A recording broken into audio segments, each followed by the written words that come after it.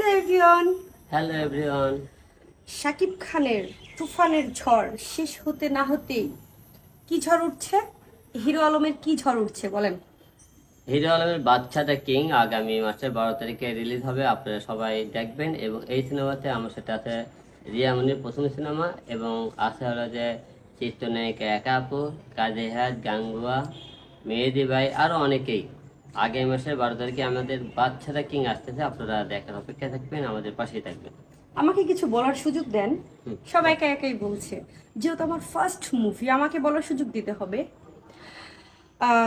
আমার first movie, আমি ইতিমধ্যে 4টা মুভি করেছি, বাট এই প্রথম হচ্ছে সেন্সর হয়েছে বাদশা দ্য কিং এর। সো ফার্স্ট টাইম আমার মুভি রিলিজ হচ্ছে। আমার শুভাকাঙ্ক্ষী যারা আছেন সবাইকে বলবো ছবিটাকে দেখবেন, দেখে তারপর মন্তব্য করবেন কেমন করেছি।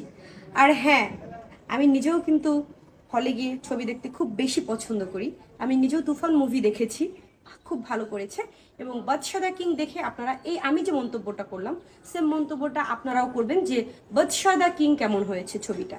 আর হিরো আলমের লুক গেট আপ নিয়ে কারো কোনো অভিযোগ করার কোনো অপশন থাকবে না, এটা আমি গ্যারান্টি দিচ্ছি। হ্যাঁ, অবশ্যই আগামী মাসে 12 তারিখে সিনেমাটা রিলিজ হবে, আপনারা সবাই হলে আসবেন, সিনেমাটা দেখবেন।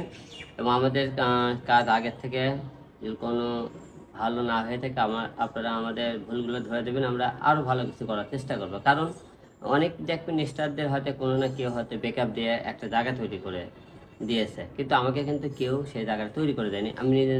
আমি নিজে সেই জায়গাটা তৈরি করেছি, নিজের কষ্টর উপার্জনের টাকা দিয়ে আপনাদের সামনে প্রেজেন্ট করেছি। আমি 7টি সিনেমা প্রডিউস করেছি, বাইরে সিনেমা করেছি 4টি, বাইরে মনে করি প্রোডাকশনের সিনেমা করেছি 4টি। এর মধ্যে 2টি সিনেমা বাইরে প্রোডাকশনে রিলিজ হয়েছে, আরও 2টা সিনেমার কাজ চলতেছে। আর আমার হিরো আলমের প্রোডাকশনের ব্যানারে 7টি সিনেমা আমি নিজে প্রযোজনা করেছি। হয়তো মনে করেন তুফানের মতো হাইফাই মনে করেন হয়তো এইরকম অ্যারেঞ্জমেন্ট করতে পারিনি, তবে সুন্দর একটি গল্প আপনাদেরকে উপহার দিতে পারবো আশা রাখতেছি। তাই অবশ্যই আপনারা সিনেমাটা দেখবেন, আমাদের পাশে থাকবেন, এবং বেশি বেশি আমরা আমরা যেটা আগের ছবিতে দেখেছি অ্যারেঞ্জমেন্ট কিন্তু খুব কম ছিল, বাট গল্প মূলত তাদের টার্গেট ছিল গল্প কিভাবে সাজানো যায়। সো সেভাবেই আমরা বাদশা দ্য কিং করেছি।